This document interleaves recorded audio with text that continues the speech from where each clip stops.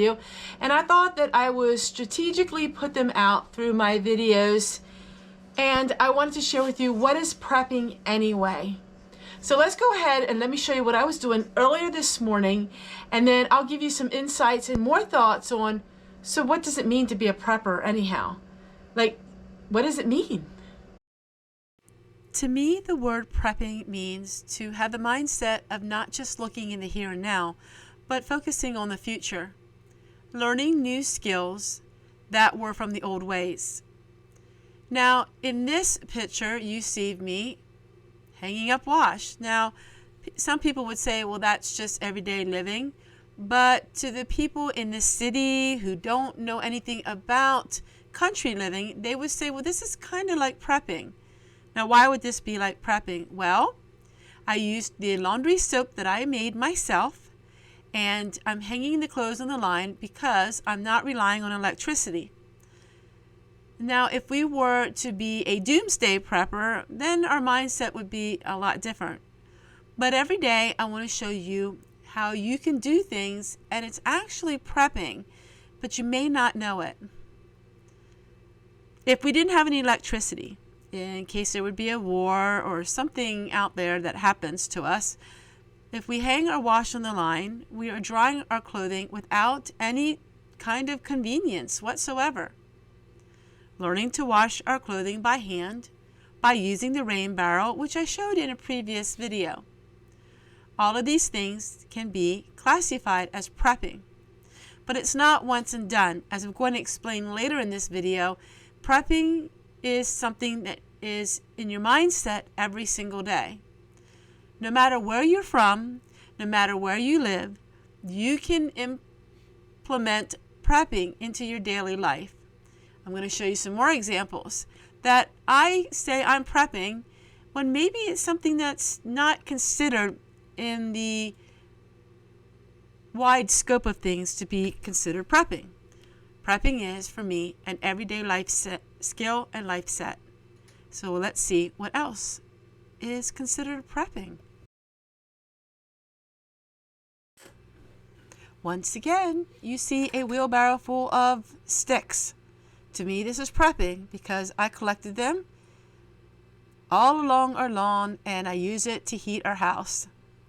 I'm taking resources that are in my own property and trying to make the best that I can with it. So this is another form of prepping, taking something at your own home and creating something with it that isn't store-bought.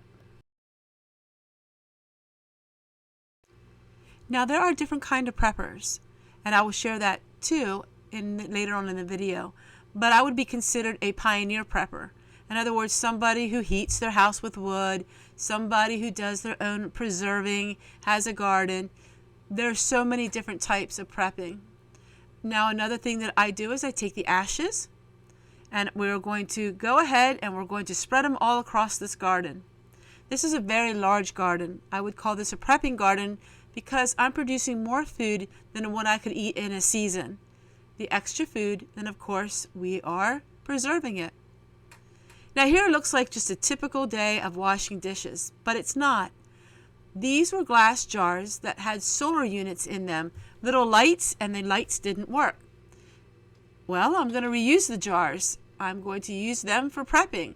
I'm going to store beans, rice, and all kinds of dried goods in them. Anything that's glass, I will reuse it over and over again and store it with prepping items. And now we're having lunch. What does this have to do with prepping? Well, the carrots were from my garden, and I'm adding that to rice, and we're having chicken and carrots and rice, and that is a meal. The rice is a prepping item. I prepped a couple 100 pounds of rice years ago, and we are still consuming that rice. Rice is a prepping item. It's very cheap. And with that rice, we are producing meals to eat. It's everyday life, but we're focusing on not the here and now. We're focusing on doing things that will help us in the future as well. And let me tell you what, this was delicious.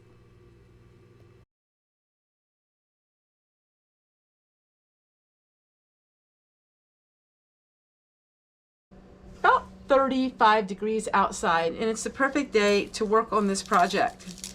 These are marigolds that I had from last year, and they were drying all winter long out in the garage.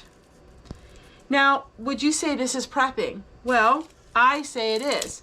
I plant marigolds, and that helps keeps the rabbits, cats, even the deer. It would help a little bit keeping them out of my garden.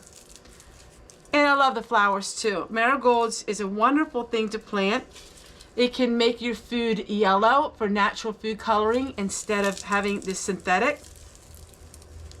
You can make all kinds of salves and lotions with it. And well, I just love the flower as well. This is part of prepping. Everything that you've seen today has to do with prepping.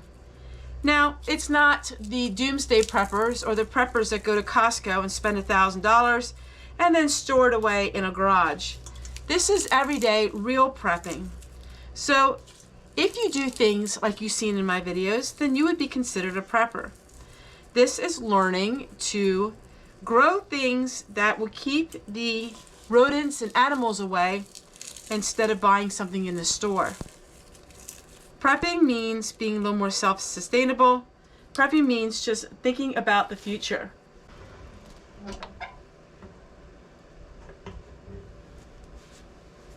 I need to go ahead and finish what I was working on, getting all these marigolds together, and that way I can plant them. So prepping can be self-sustainability.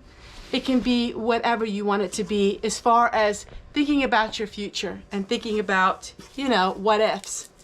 Now, there are some people that prep that can't grow anything. You know, they live in an apartment and they really don't have the resources, you know, to heat with wood and things like that. But you can still be a prepper.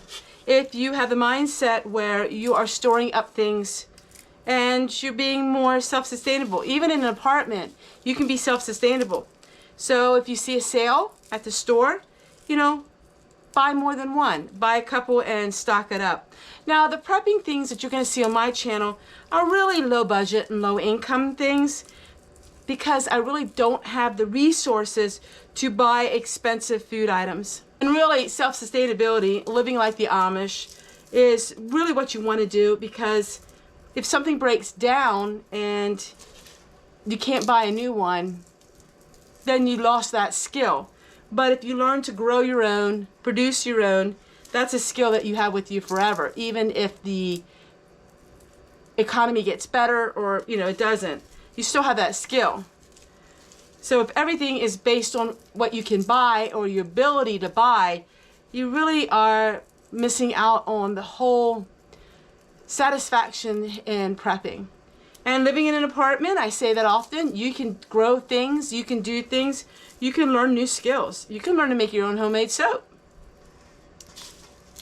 I'm almost done with these, and then I'm gonna have to package these up so I have them. And before long, I'm going to be planting.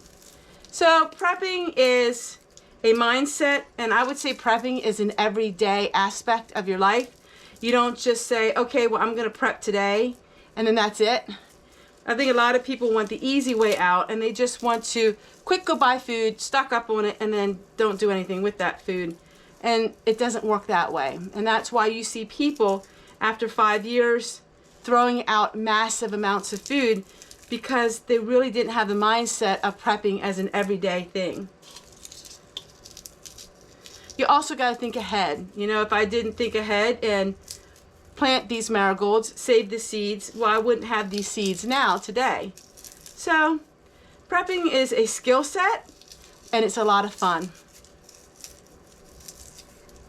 If that's something you're interested in. I've always been this way. I've always loved prepping, even as a little girl. I would always pretend that I was a little house in the prairie and I was being self-sustainable and prepping and having my stockpiles and all of that. But it comes with a lot of responsibility. You cannot just buy hordes and hordes of food and think that it's going to just take care of itself. Nowadays, I only produce what I can and only consume what I can within a year. At least a year, maybe a year and a half. I'm no longer canning food for 5, 10, 15 years. That's just not feasible for me.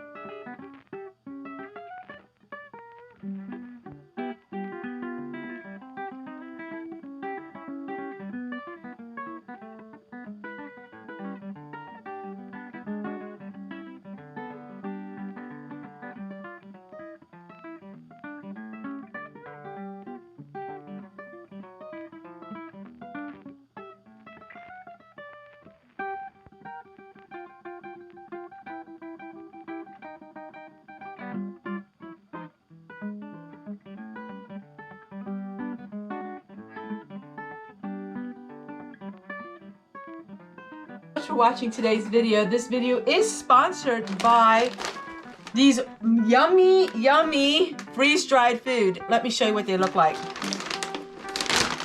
I have always wished I could have a freeze dryer, but with the expense of that, I don't think that's ever going to happen. But I was given these free of charge in order to share them with all of you. We have the Yunice, pineapple, mango, we have apple, we have just about any kind of fruit that you can imagine. Bananas, dragon fruit, and these are all freeze dried. So let's go ahead, and this one says MANGOSTEEN. Don't know what that means. No sugar added. Let's go ahead and let's try one today. This is the pineapple one. Freeze dried food is so delicious. Take a look at this.